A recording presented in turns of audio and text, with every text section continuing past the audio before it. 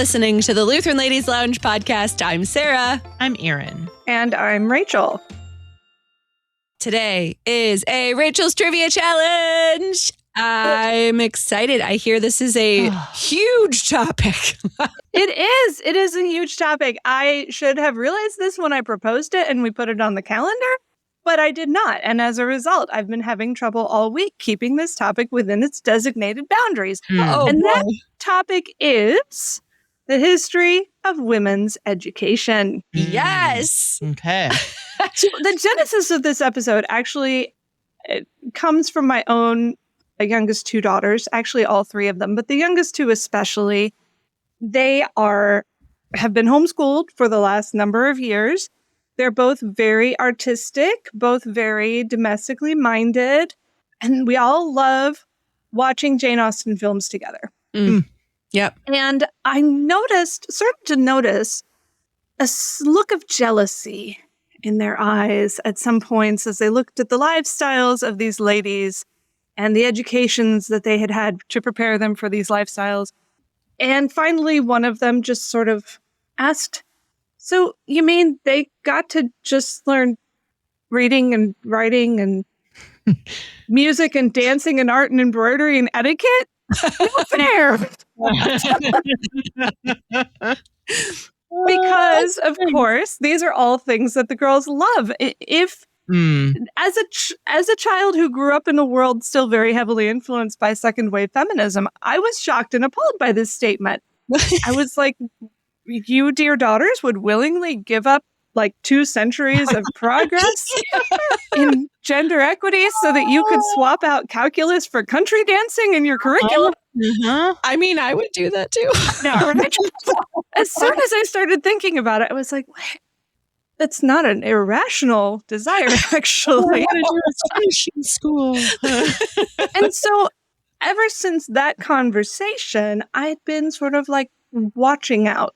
I wanted to know more about what women's education actually looked like in previous centuries and whether the sort of modern consensus was accurate. And for background, here are a few quotes from a random scholarly article I pulled up, link in the show notes, called Gender in Cultural History, Gender in Education, about women's education before the 20th century. This one is not a particularly high-level article, but it will give you a taste of what scholarly consensus seems to be at.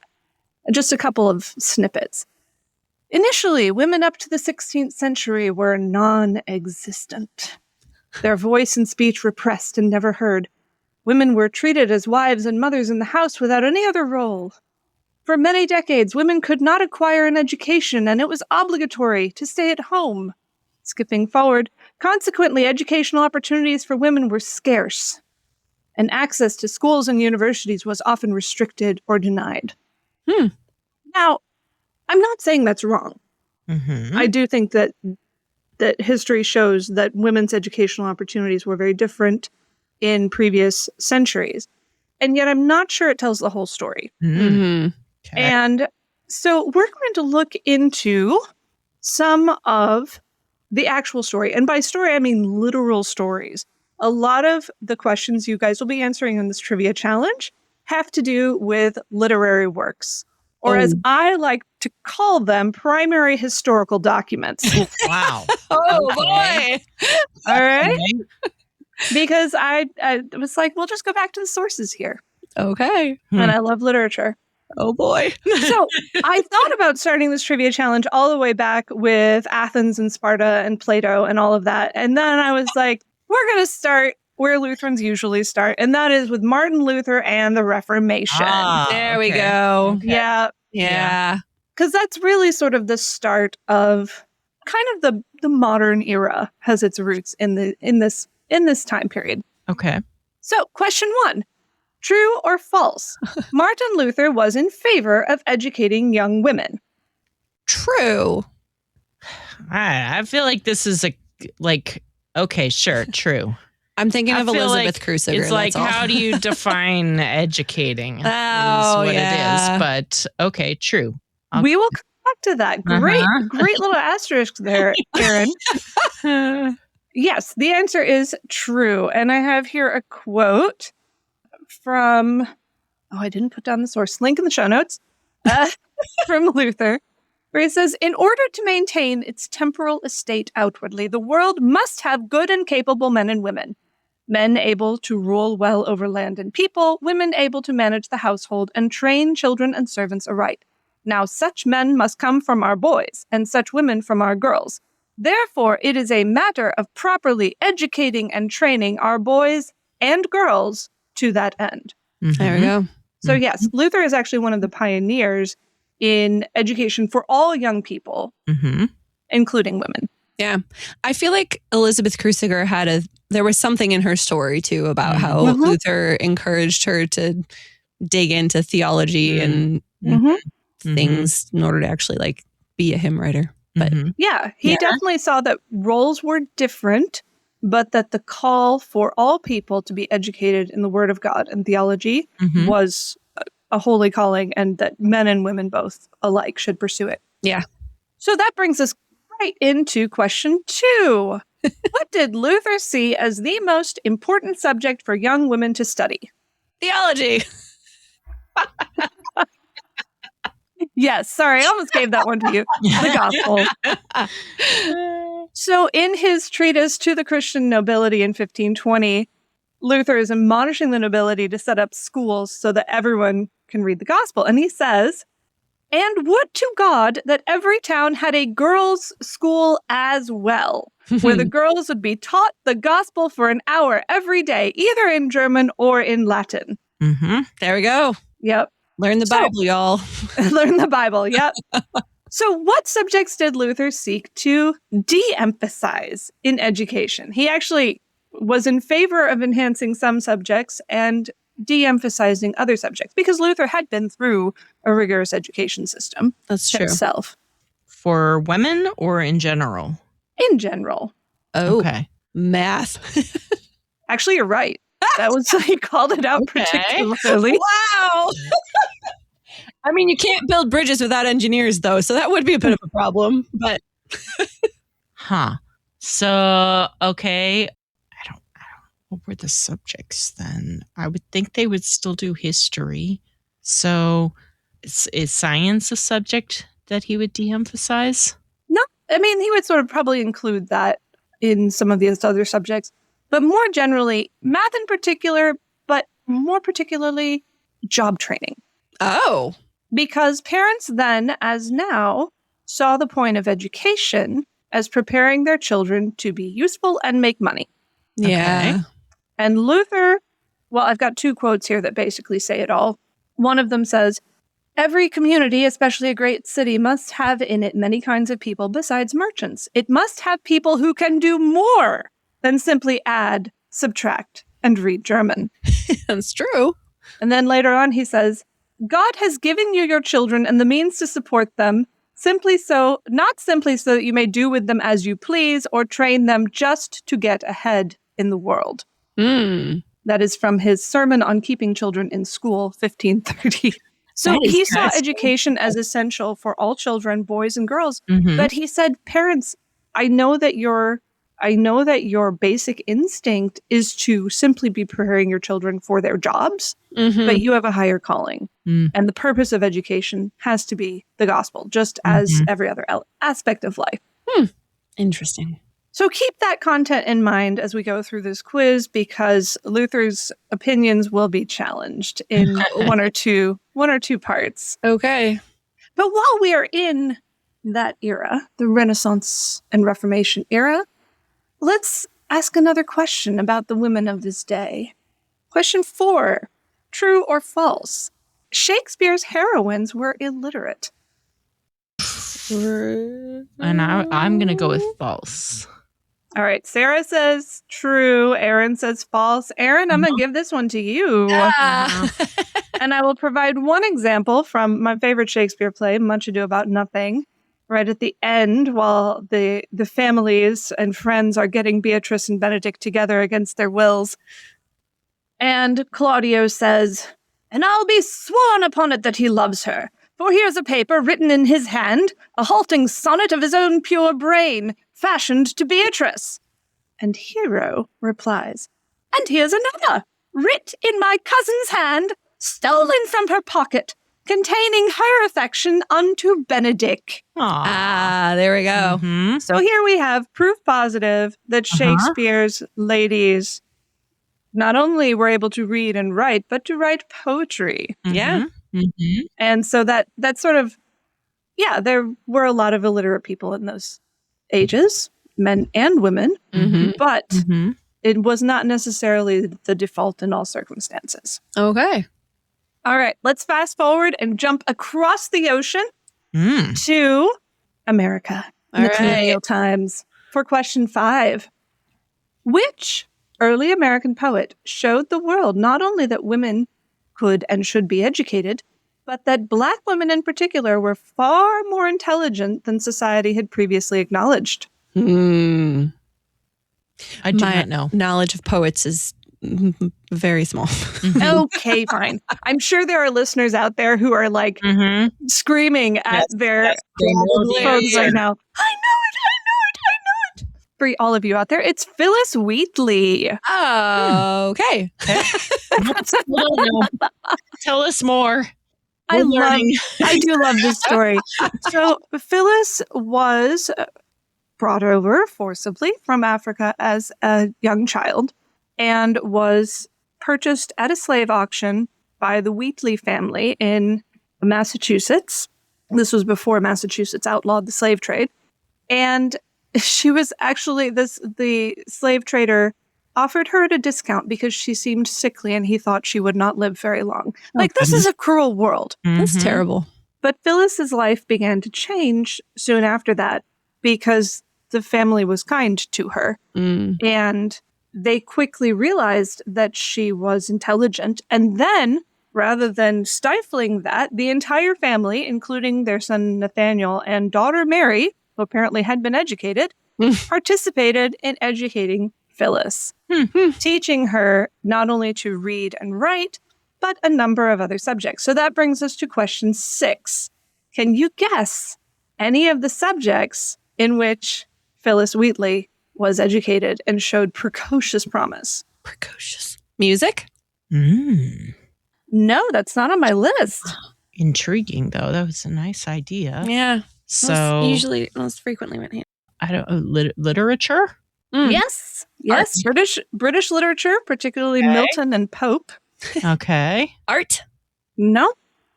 Striking out. Math? No. History? Yes, there we go. Yes, there we go. All right, you've each got one. I'll give you the rest of the list. Okay. She was immersed in the Bible, astronomy, geography, history, British literature, the Greek and Latin classics of Virgil, Ovid, Terence, and Homer. Wow. Okay. So this was quite the education that young Phyllis received. And fairly early on in her life, she began writing poetry of a remarkably sophisticated nature and had a high regard for the art of learning, so much so that her first known poem was addressed to the students at an American university. Can you guess which university Phyllis Wheatley wrote her first poem to? Harvard. Oh, that's a good guess. Guess the other. Yale. We should. I'm going to actually go with Harvard because she addressed the poem to the University of Cambridge in New England, but Harvard is in Cambridge, Massachusetts. So yes, Harvard. Part of this poem, and I got to read it to you because it's beautiful and a reminder to students everywhere. Students, to you 'tis given to scan the heights above, to traverse the ethereal space and mark the systems of revolving worlds. Still more, ye sons of science, ye receive the blissful news of messengers from heaven, how Jesus' blood for your redemption flows. See him with hands outstretched upon the cross. Immense compassion in his bosom glows. He hears revilers, nor resents their scorn.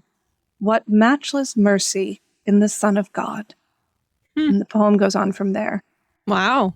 So I think Phyllis Wheatley probably shared Luther's views on what the purpose of education is. Sounds like it. Yeah. Yeah. And all in a second language. Indeed. Yeah. Indeed. second of several, since apparently she also did Latin and Greek. Yeah. Now, let's be honest. Phyllis Wheatley's story would have been very different had she lived in the antebellum South rather than in New England. Yeah. So I won't deny that. Her foray into Virgil and Homer would have been against the law in a slave state where politicians very consciously suppressed Black literacy and education to prevent uprisings. So the New England colonies, with their Puritan background, were very interested among colonial states, not only in promoting, but requiring education for all their young people, male and female. They did this not only because, like Luther, they wanted everyone to be able to read the Bible, but also so that they would develop moral character, virtue. Mm-hmm. These political efforts began as early as 1642, but picked up steam in 1647, when the Massachusetts Bay Colony passed an act with a rather memorable name directed at a very specific enemy. So which famous enemy was the Massachusetts compulsory education law designed to thwart? Like a person? political enemy or person or a concept? An enemy. I will just leave it at that. Ignorance. Not bad. Not bad. I like Sarah, it. I think you can do better. What enemy was the chief enemy of the Puritans? The Catholics? The cat. Oh, not the...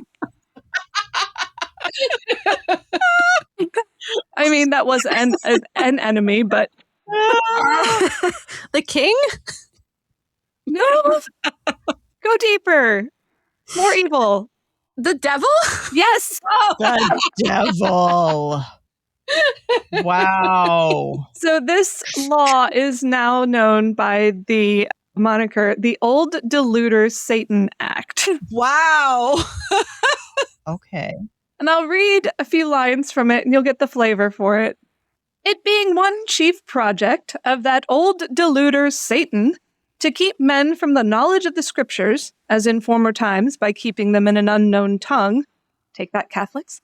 So in these latter times, by persuading from the use of tongues, that's so that at least the true sense and meaning of the original might be clouded and corrupted with false glosses of saint-seeming deceivers, and to the end that learning may not be buried in the grave of our forefathers in church and commonwealth, the Lord assisting our endeavors, it is therefore ordered that every township in this jurisdiction, after the Lord hath increased them to 50 households, shall forthwith appoint one within their town to teach all such children as shall resort to him to read, write, and read.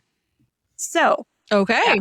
Okay, indeed. to thwart the old deluder Satan, Massachusetts required every town of 50 households or more to hire a school teacher for both boys and girls for the sake of teaching basic reading and writing. Okay. Wow.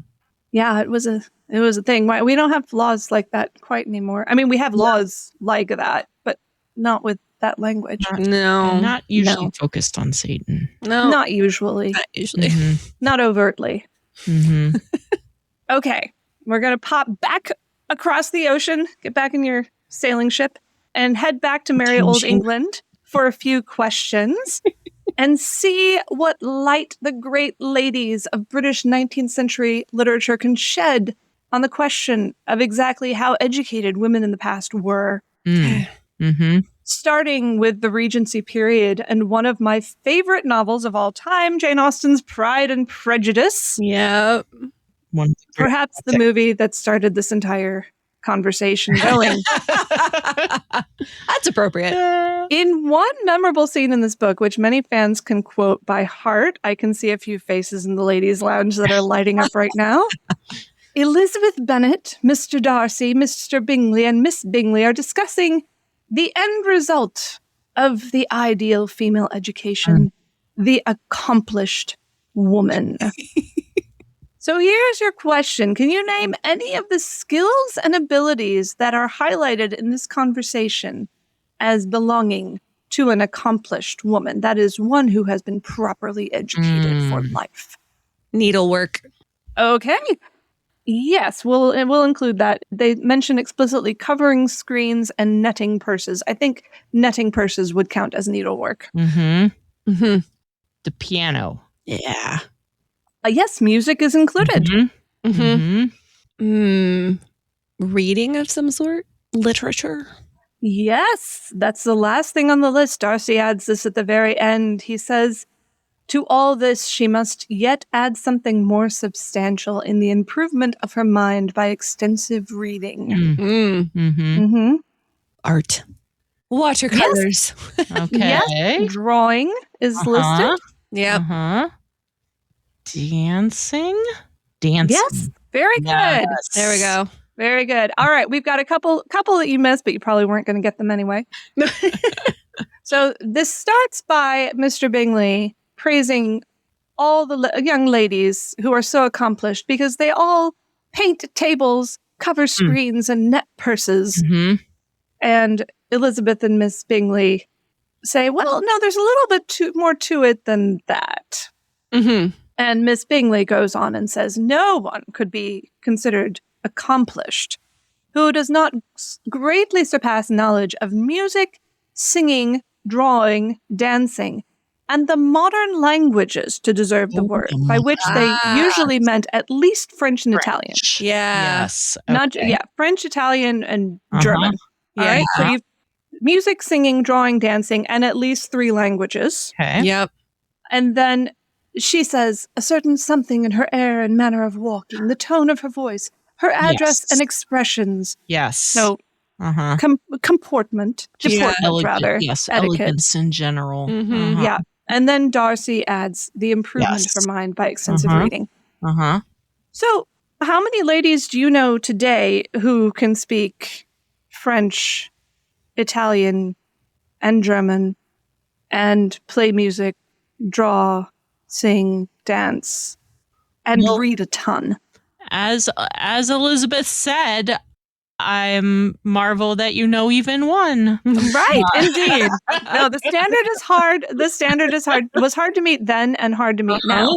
But the fact that they said that they admitted that this was not only desirable but possible, tells us something about the education system for at least, rich women at the time. Yeah.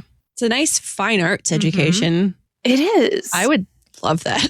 I know, right? I look at that list and I'm like, ooh, that sounds a lot fun. of my childhood. Art, dance, music. Yes. Yes. Language. Yep. Yeah. So that was the ideal. But what was the reality? And I have another Jane Austen novel that can help shed light on this. Because in Jane Austen's Mansfield Park, we see the upbringing of Fanny Price, the poor cousin who is brought to live with her slightly older, much richer cousins and much sillier cousins, Maria and Julia Bertram.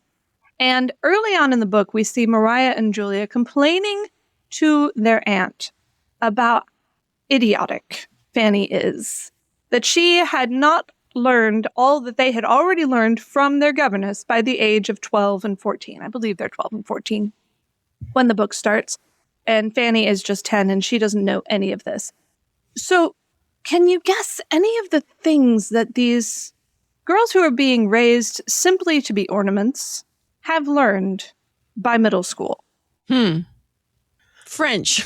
I haven't read Mansfield Park. You should. It's so good. It's becoming my favorite. Okay. Is French on the list?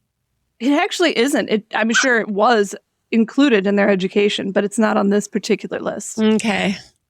Arithmetic. No, that's probably not it. No. Math wasn't usually a thing. Well, arithmetic was a given because women had to keep their own account books, track their expenses. What's that? Poetry? Poetry. No. You're going to really love this list. Oh, boy. I mean, not now. Now you hate it because... Music? Yes. All right, music. Music is on there. Art? Yeah, that's on there too. Okay. Let me give you the rest of the list. You'll love it. And dear Mama, only think... Oh, this is with their mother and their aunt. Dear Mama, only think, my cousin cannot put the map of Europe together. Or my cousin cannot tell the principal rivers in Russia. Well, she never heard of Asia Minor, and she does not know the difference between watercolors and crayons. How strange. Did you ever hear of anything so stupid? How long ago is it, Aunt, since we used to repeat the chronological order of the kings of England with the dates of their accession and most of the principal events of their reigns? Yes, and of the Roman emperors as low as Severus, besides a great deal of heathen mythology, and all the metals, semi-metals, planets, and distinguished philosophers. Do you know, Fanny says she does not want to learn either music or drawing? Okay. That's an extensive list. That is. I know. I don't know a lot of that stuff. I know, me neither. Well, I'm not sure I can name the principal rivers in Russia. Nope. Or all the metals and semi-metals. No. Right. I may have learned them at some point on the periodic table, but nope. Mm-hmm. Yeah, so going back to our original scholarly quote, this idea that women could not acquire an education begins to look like it maybe lacks nuance. Mm-hmm. Because it's obvious that Maria and Julia, now granted, again, upper crust society, Right. Mm-hmm. but did have access to an education that makes a lot of what we have available to us today look pretty paltry. Mm-hmm. Mm-hmm. Yeah. But this idea that women lacked access to education was actually echoed by authors like Charlotte Bronte, who lived just a couple decades after Jane Austen. And her heroine, Jane Eyre, upon graduating from Lowood School, complains that she has only been educated in, quote, a narrow catalogue of accomplishments. So I know I'm asking a lot of curricular questions, but I just find this so interesting. What subjects do you think make up that limited range that Jane Eyre is qualified to teach? Art. Okay, drawing. Uh-huh. It's just my answer for everything now. Yeah. Art and music. History. Yep. Mm-hmm. French. Yes. Mm-hmm. The classics. Yeah. Uh-huh. Yeah. So she says she is qualified. This is in her advertisement that eventually gets her job as a governess. She is qualified to teach the usual branches of a good English education, together with French, drawing, and music. Now, if you look at if you go back to the chapters about her education at Lowood and see what constitutes a good English education, this would include reading, writing, arithmetic, literature, English history, geography, religion, and sewing. Yeah. Even though she considers it a narrow catalogue of accomplishments, I wonder if maybe it's still that maybe our catalogue of accomplishments these days is maybe even a little more narrow. Possibly. Okay, get back in that sailing ship, although it might be a steamship at this point. We're going back across the ocean to America for question 12. Okay. Because in the Victorian age, back in America, the public education project was rapidly picking up steam, driven in large part by reformers like Horace Mann, who was all in favor of women's education. Now, Horace Mann had two main reasons for being in favor of education, near as I can tell. What would you say were his reasons for that? He had children of his own. No. Running successful households. Nope. The prevention of crime. I will actually give that to you. Ah. Under number 1, promote equality. The quote I have here from Horace Mann is this: education, then, beyond all other devices of human origin, is the great equalizer of the conditions of men, the balance wheel of the social machinery. He thought if only everybody, including women, were educated according to the scheme he proposed, that it would not only create equality in society, but would also solve so many of the social ills that came about from a lack of equality. Yeah. Okay. And the second reason was he thought women made natural teachers. Oh. Okay. And that in order to be a teacher, you had to be educated to be a teacher. Yeah. So, and this actually goes back to a Platonic idea as well, understanding that women, being, especially for early education, are very natural candidates for teachers. Interesting. So, as we see women not only becoming more active in education, but becoming not just the students, but the teachers by and large, this means that things start to happen. So in 1790, U.S. men were about twice as likely as women to be literate. Wow. Yes. So what happened? What two things changed by 1900? Two major flip-flops. Did that number flip? Women Yeah. were twice as likely? I don't know twice as likely, but literacy rates among women exceeded men by 1900. Wow. Mm-hmm. The Industrial Revolution.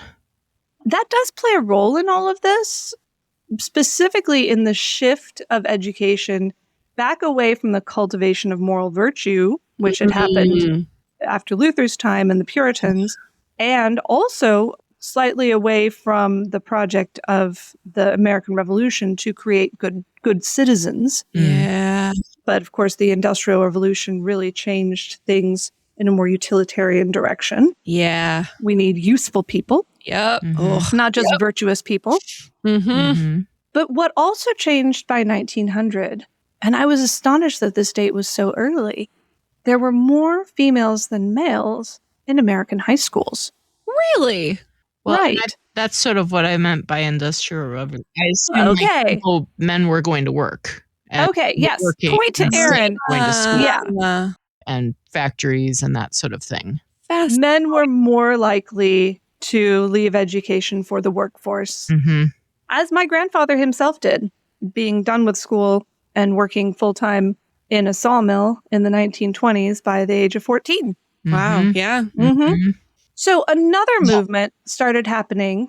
Aaron, you look puzzled. We'll pause here. I was just it's interesting that the flip I was now contemplating that it had already flipped that early. By 1900, that was already the disparate.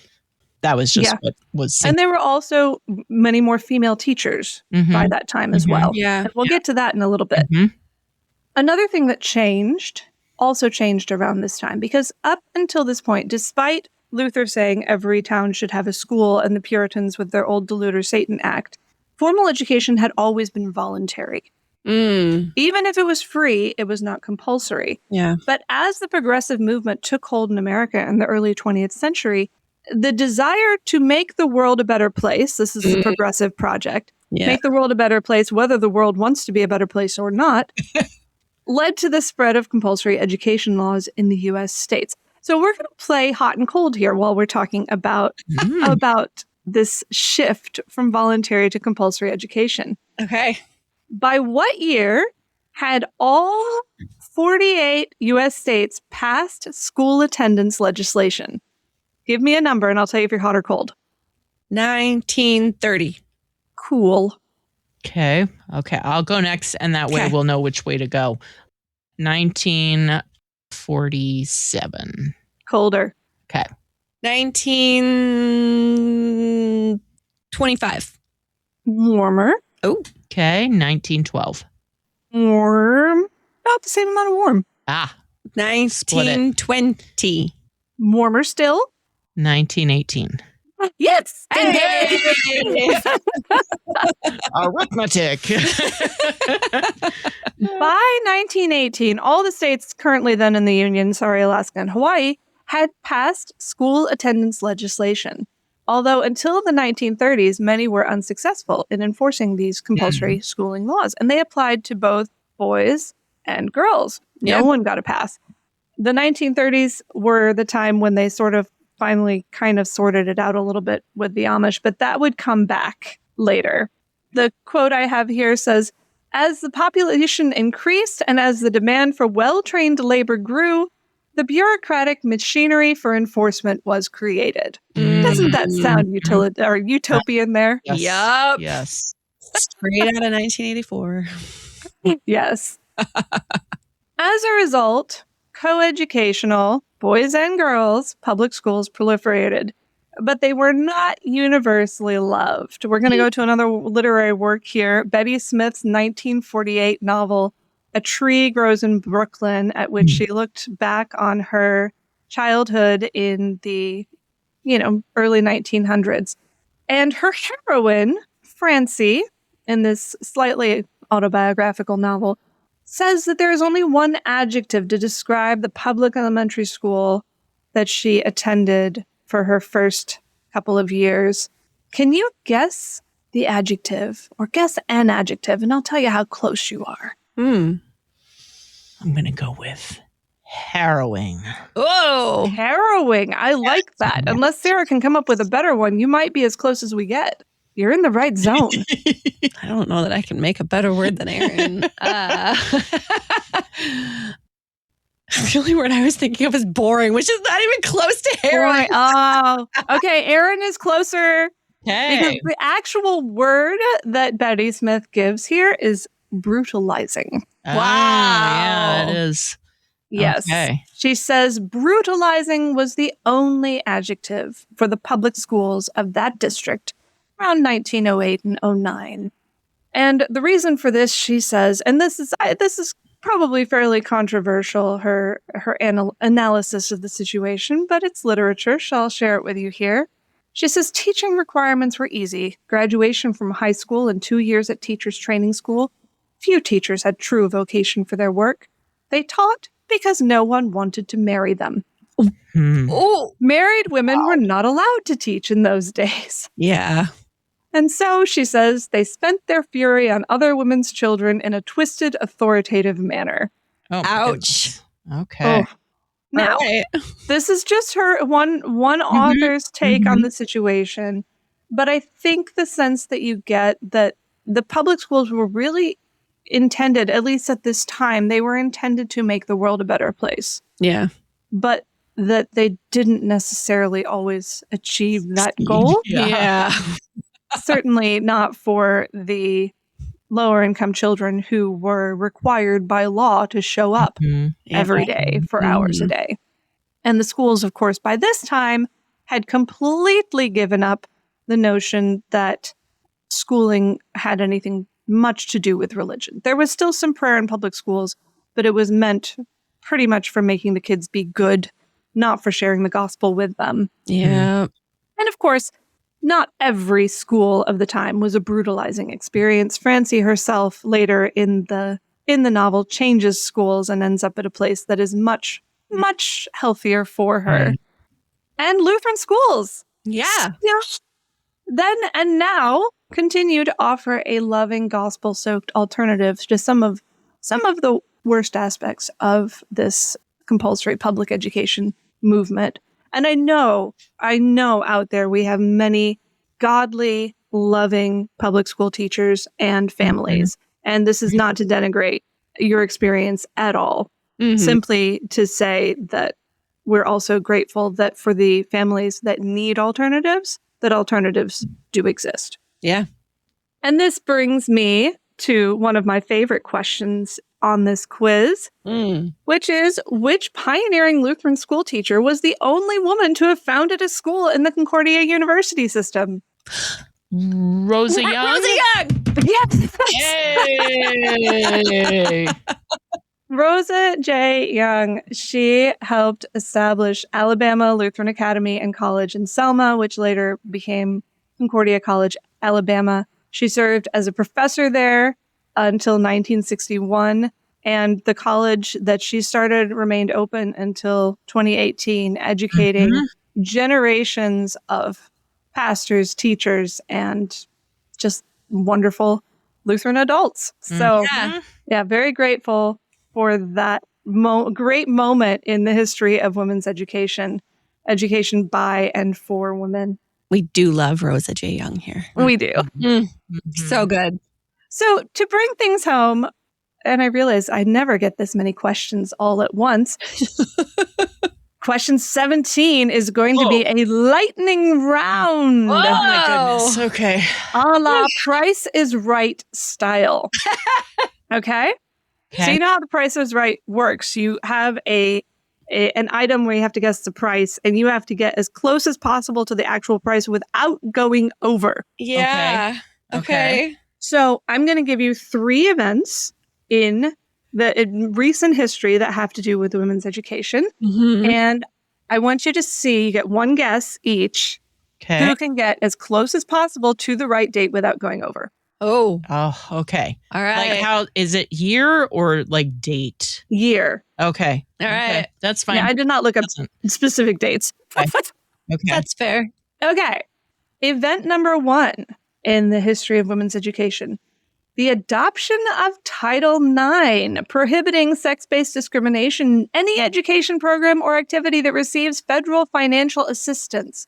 What year was Title IX adopted? It's been in the news a lot lately with regard to girls' sports. Yeah, it has.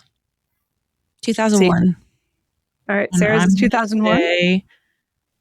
Honestly, okay, I'm gonna go with the guess that I had. I thought a totally different guess.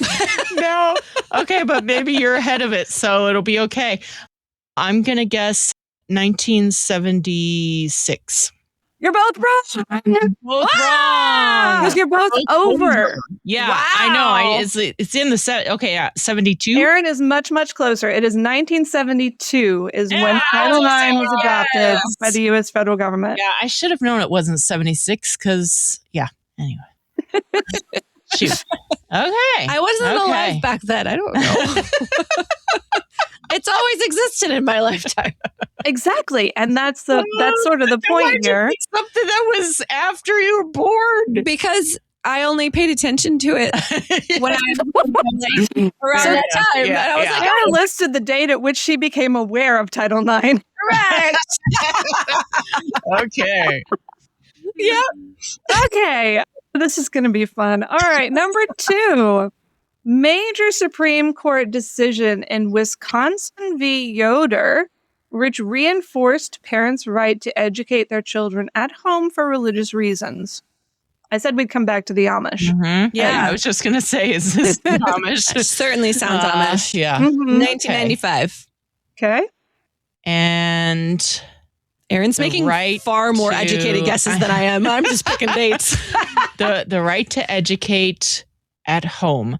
So I'm going to go with 1981.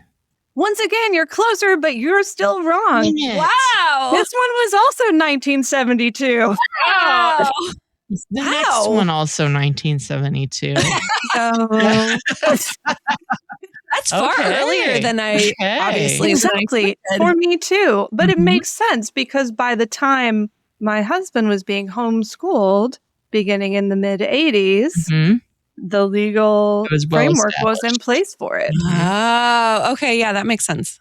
So, we had the undoing of some of those compulsory education laws. This compulsory education still exists for young men and young women. Sorry, ladies, who were hoping that There's you could now get a free pass to complete that education in a number of different ways. Right. More options for how to fulfill the compulsory education laws.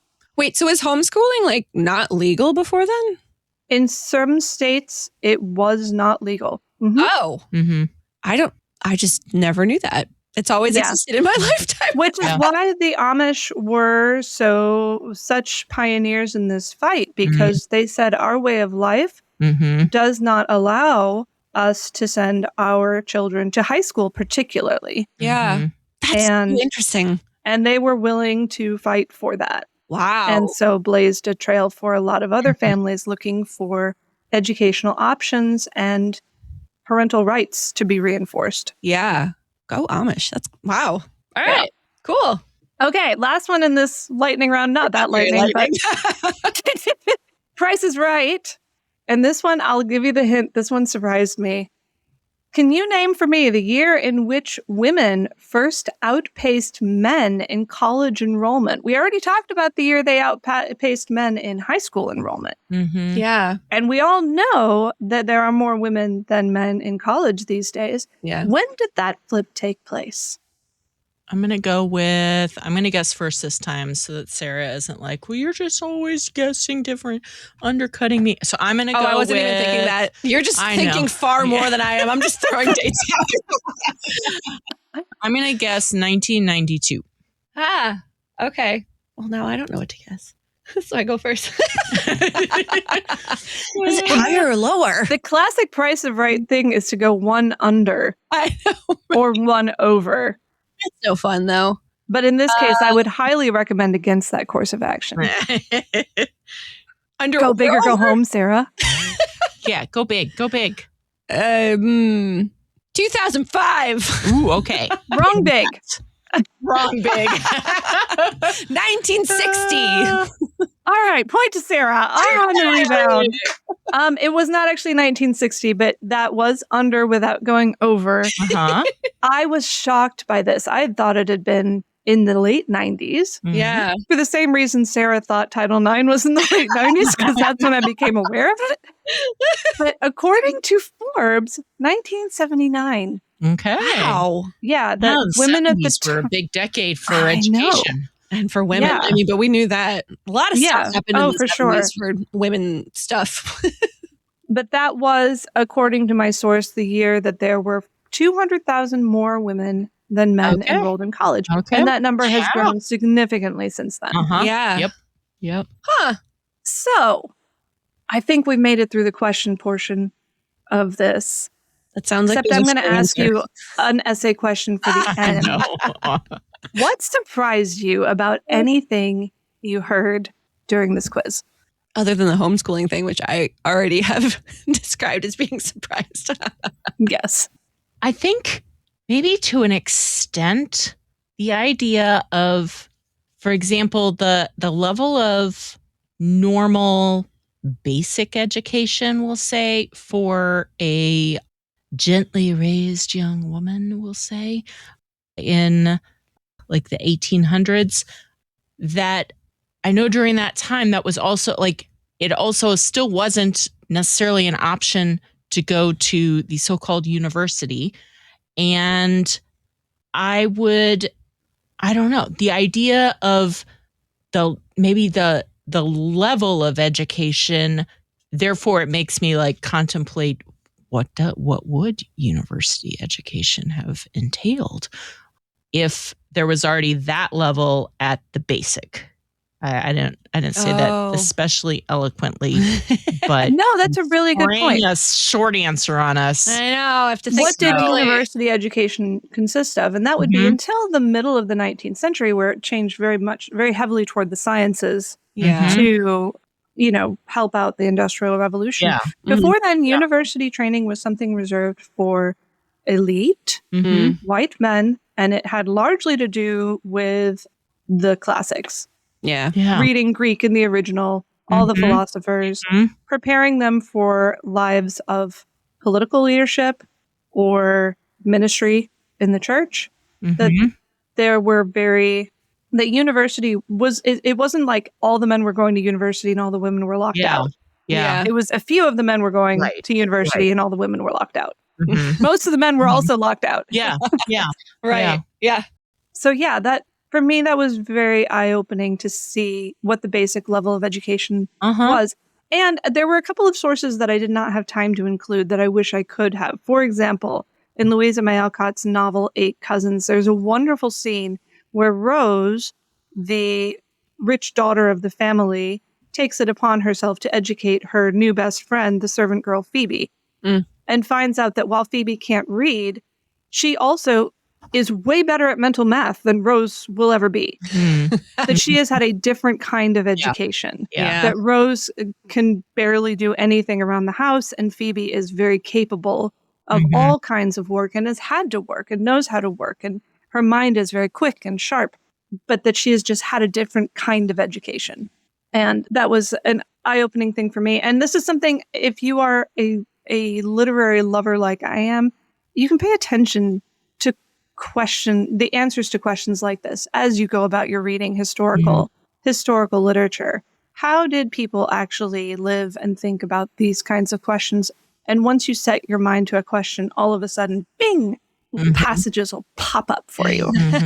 So, but yeah, I mean, there's no, this has painted a bit of a rosy picture. There's no question that women's educational opportunities, as we consider them today, were more limited than men's throughout most of modern history.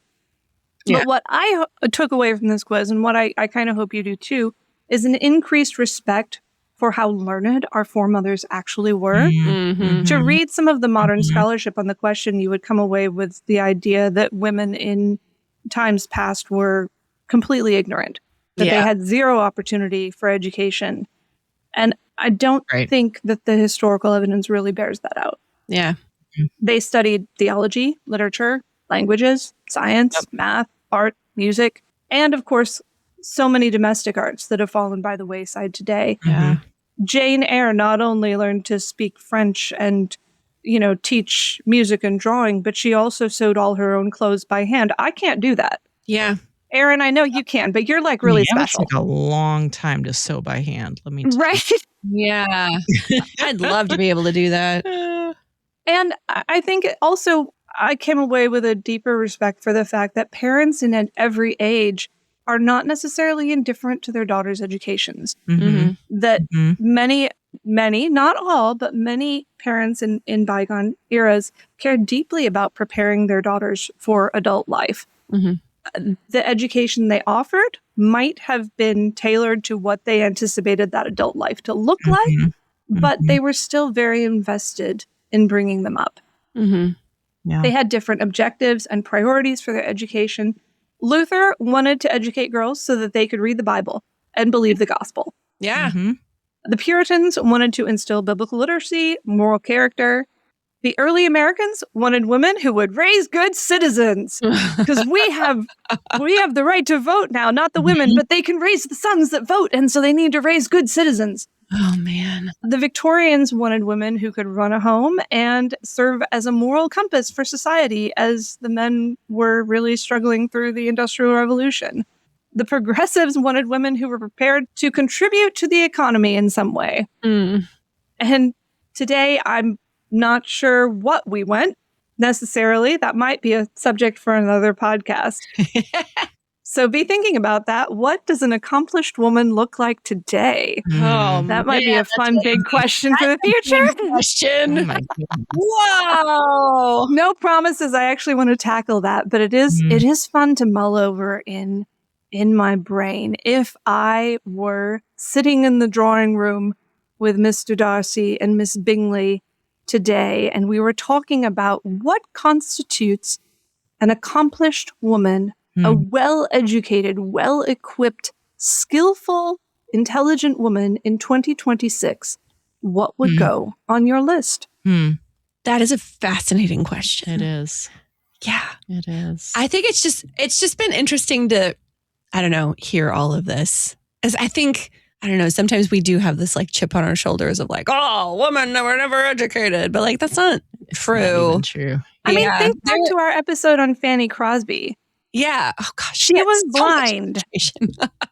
And she was more educated than I am. Yeah.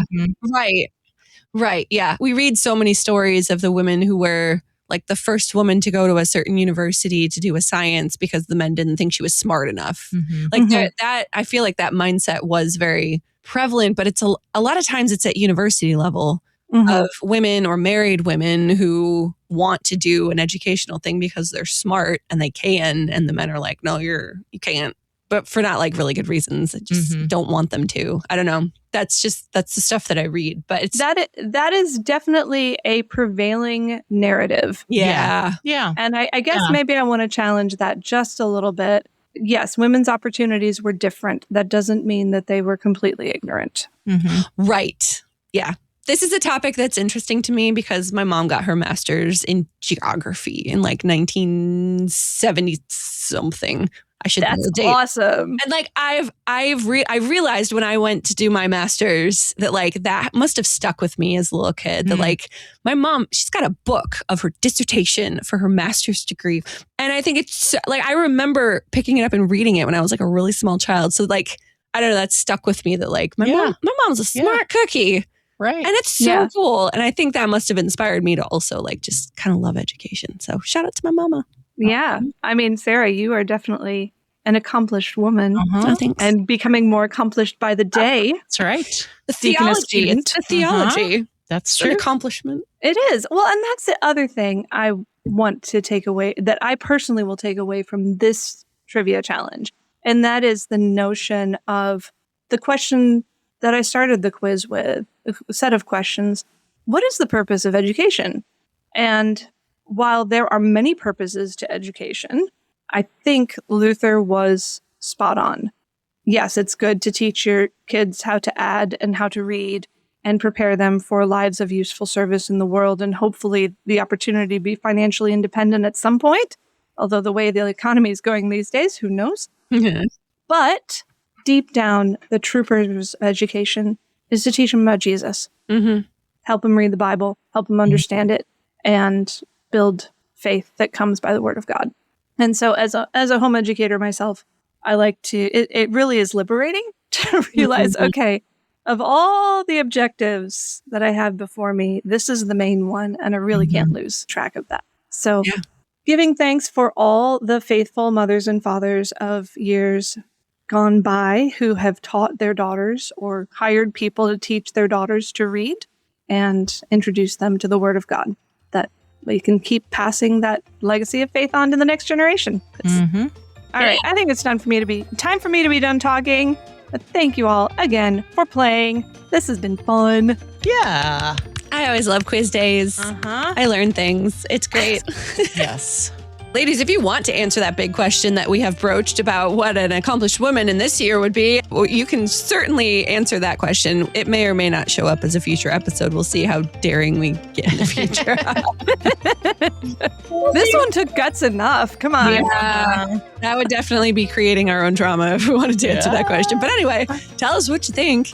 You can do that in our Facebook group, the Lutheran Ladies Lounge, or on our Instagram page at Lutheran Ladies Lounge. Feel free to comment in both of those places.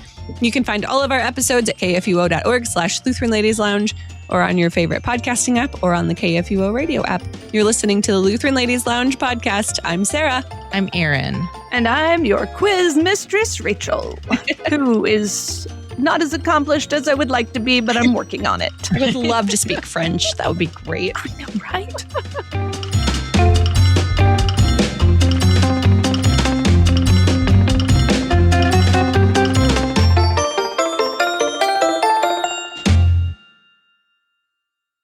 Views and opinions expressed on the Lutheran Ladies Lounge podcast may not represent the official position of the management or ownership of KFUO Radio, the Lutheran Church Missouri Synod. The Lutheran Ladies Lounge is produced by KFUO Radio and available at kfuo.org or wherever you get your podcasts. Don't forget to hit that subscribe button and leave a review for us too. If you love the Lutheran Ladies Lounge podcast, consider financially supporting our producer, KFUO Radio, so we can keep doing what we do. Find out how at kfuo.org/give.